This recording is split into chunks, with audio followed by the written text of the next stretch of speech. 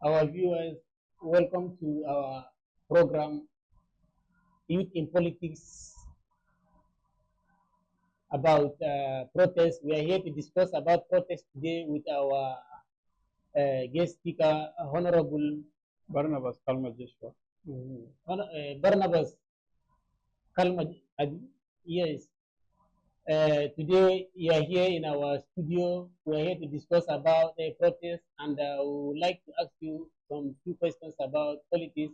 You are a youth and also a politician.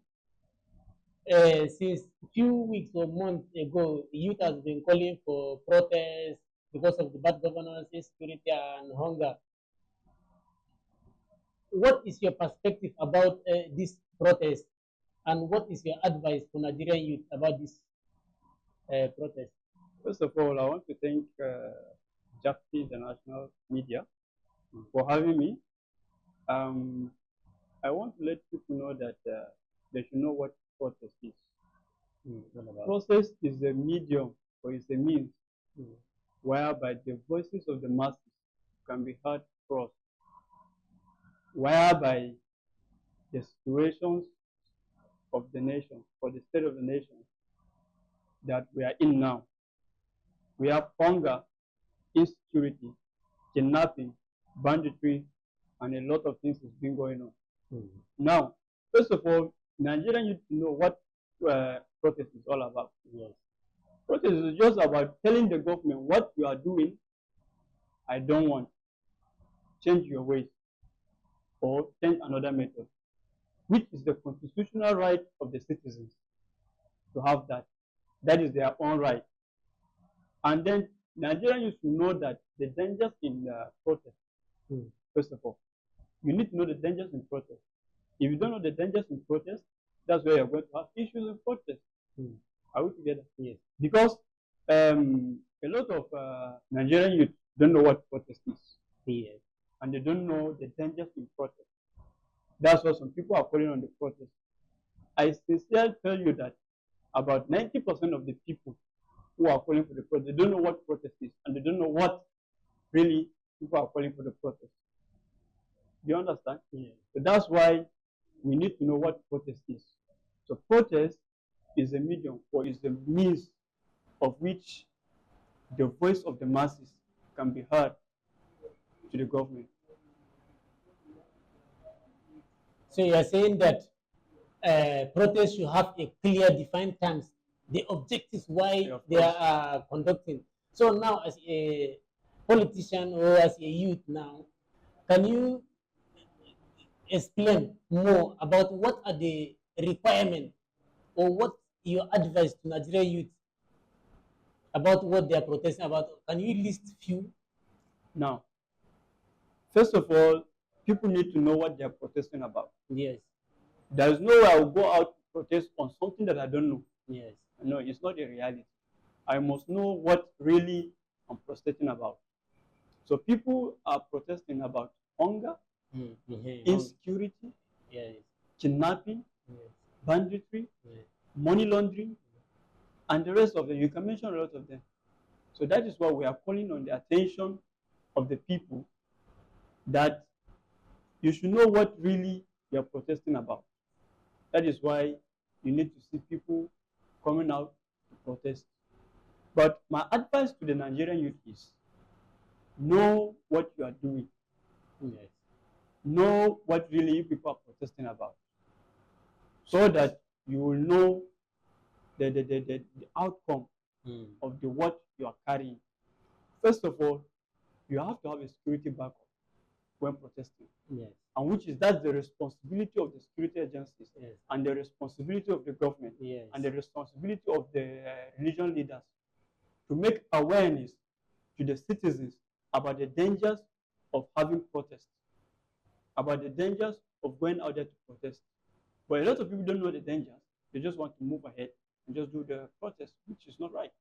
People should know the dangers in doing the protest. It's not that I'm against doing the protest. No. Know what really you have in mind in order to do the protest. So that's why we are calling on Nigerian youth. They should know what the protest is all about and what are they protesting for.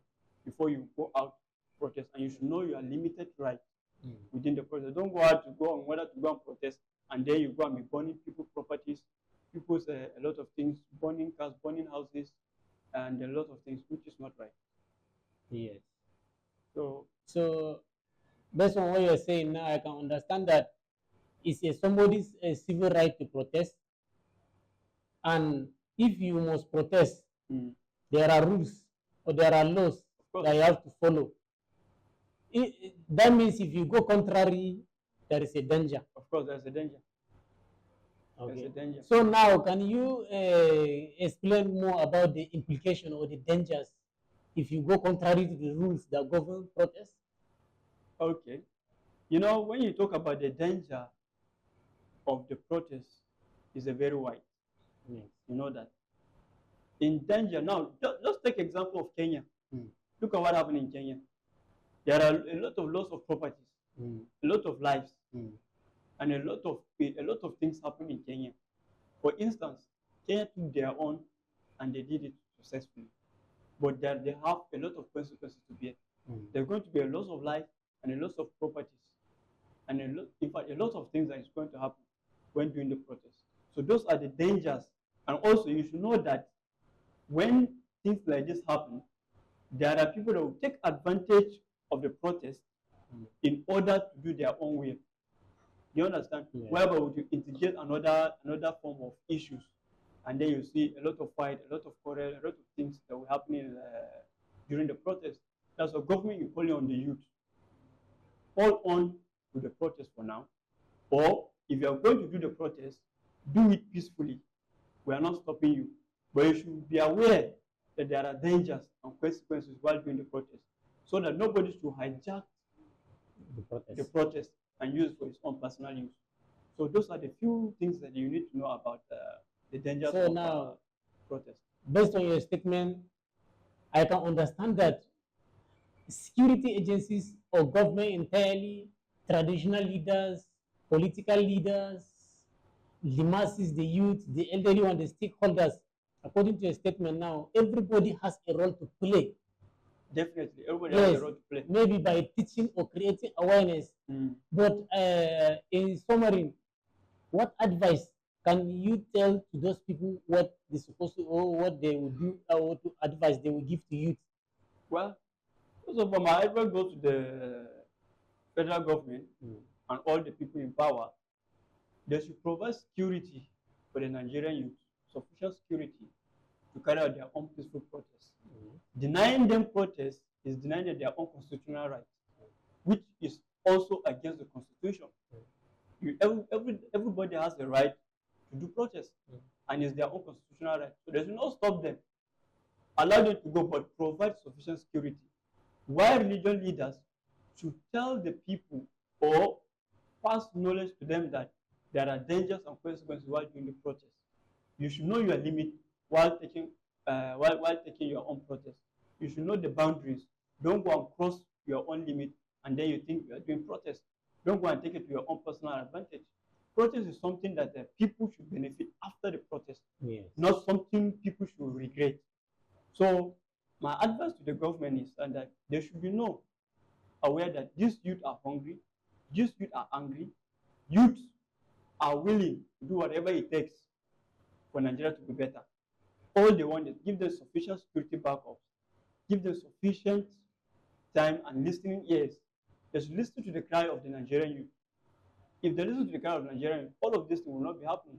Like I said, look at Kenya. Kenya now, even the president will not sit down in his own house because of the bad government. There are a lot of bad government, bad economy, bad road, a lot of things bad. So I'm calling on the Nigerian government. They should sit down critically and listen to the Nigerian youth. Listen to the cry of the Nigerian youth. Listen to what Nigerians are trying to say. But if you try to deny them, that means you are trying to create another case or another issue. You know, Nigerians are angry. Yes. So you're trying to create another something that will trigger something that even to attract the attention of the international bodies. Yes. Whereby it will become something else for Nigeria. Yes. Yes. So if I can understand you now, for government to deny citizens or Nigerian youth of protest is illegal, is unconstitutional. Yes. But what if now, as stakeholders and other people are calling on government, if they can come up with some policies, eh, with statistical backing, then implement those policies in few days, or make a bold step by improving the life of citizens and interact with them and resolve it amicably. Is it unconstitutional again? Okay, you asked me, let me ask you Mm. a question. To you, as a media personnel, what policy do you think that the government should produce in order to reduce this thing? There are a lot in of just them. few times. You know that we just have a week to the protest. Yes. Now, anything that the government arranged now, Mm. you know that it's going to affect the protest. So now I know carefully Nigerian youth are saying that okay, why not people to just distribute money? No, he cannot just distribute money like that. They should just sit down with people and then create issues, create a well-designed plan that will affect each and every level in Nigeria, not only the youth, not only the people in government, even the grassroots. But to me, there are few programs if government can come up with those is possible, like reducing the price of fuel. Of course. If the government can reduce the price of fuel, and engaging in agricultural sector largely, or if the food on ground that is in the country now is not enough, federal government can buy it and sell it at a cheaper rate. This is the second step. First, reducing the fuel price. Secondly, by reducing the price of foodstuff, and let them know that this food is enough for the country. Because if anywhere there is scarcity, the price must go high. Then, thirdly, government can implement some policies. They have a program of sharehold this thing, a family program scheme that I saw it yesterday. Minister of Finance was talking about. So if government can implement those, they have that already. It's just to send money to the masses. If they can take like 30% of Nigerians and send them money, maybe like 100,000 to 250 families, they can send 30%. With these three major programs, and they can do it in a short period of time because they have the data with them. They can reduce the fuel price. They can send the money. So if they can do it maybe in 1 week, or because the problem we are having with the Nigerian government is the implementation, largely because we have seen their policies, and their policies are very good, but to implement it, that is where the problem lies. So if they can implement those three key projects in the short period of time, Nigerian youth are going to call off the strike. Now you are talking about 30% of Nigerians. Yes, household. Now let me ask you, how many percent of Nigerians are hungry? We can say roughly 70. 70% are hungry. Yes. 30% are not hungry. Yes. Now, out of 70%, remove 30, how many percent remaining? 40. There's still going to be a riot. That's why they will reduce the fuel price. Now, if you talk about reducing the price fuel and the stock, the prices of food items, if they do that drastically, I'm telling you, Nigerian youth will not talk. That is what we are saying. So now what we are saying is government will implement that. But as for now, I don't think that one is there on their head. I'm telling you, I'm not on the side of government and I'm not on the side of the youth either. Because if you look at it critically, you know that there's a lot of issues on ground. So my advice to the government is they should reduce the fuel price. But the issue of sending money, is it 60,000 or 600,000? Yeah, 60,000 above. 60,000 now, you are sending me 60,000 in my household of 5 or 6. For and 6 then months. The pack of rice is about 80-something thousand. What will you do? No. Nothing. The price of food must be reduced. So now the price must reduce, the fuel must reduce. If this thing has been reduced, definitely I tell you that Nigerian people will rejoice. If you agree with me that price of fuel in Nigeria controls everything. Yes. Controls everything. Everything, yes. So now the Nigerian government should drop the price of the fuel. Yes. In fact, if they drop it, even the food item and stuff will drop. It will drop automatically. Hunger will drop.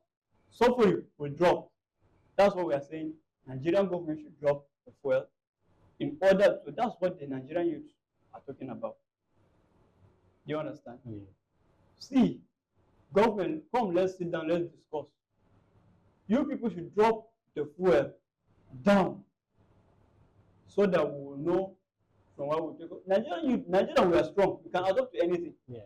We can adopt to anything. So if really Nigeria can adopt to anything, if they drop the fuel money, Nigerian man can go out there and hustle his farm food and hustle. Now that the fuel is high, getting up from where I am to this place is how much now? You should know that things are difficult. So I'm calling on Nigerian government. They should know that things are difficult for the youth. They should reconsider. They should listen to the cry of Nigerian youth. They should pay attention to the Nigerian youth. Yes. If they refuse, so anything that comes after this, they should cry by themselves. They should not call attention of anybody. Because Nigerian youth have spoken. So, as a Jeff2 International under Youth in Politics program, today we are here calling on Nigerian youth that if they will go for protest, the protest must be peaceful and adhere to the rule of law, and the government agencies also to play their role in terms of protecting lives and properties. Then we are still calling on the Nigerian president, ministers, governors, all other parastatals that they should take a bold step to resolve this amicably with Nigerian youth than going for protest. If they are willing, they can do something, bold step that will improve Nigerian lives, and I think that is the better way to resolve it, not protest. But the truth is that Nigerian youth are angry. You cannot come and negotiate just by mere words or mere negotiation without any proof. We are calling on government to take a bold step from now to the date so that Nigerian youth will see government, they are serious and they can drop that protest. It's possible. So we are calling on them to take action, and we are calling for traditional leaders to keep engaging with the youth and the masses. We are calling on the government to continue doing their best, and we are calling for religious leaders to keep praying, because without prayer, we are not going to succeed. And we are calling for citizens to follow us on our platform, Facebook, WhatsApp, Jeff2 International. Thank you. Goodbye for now. Thank you.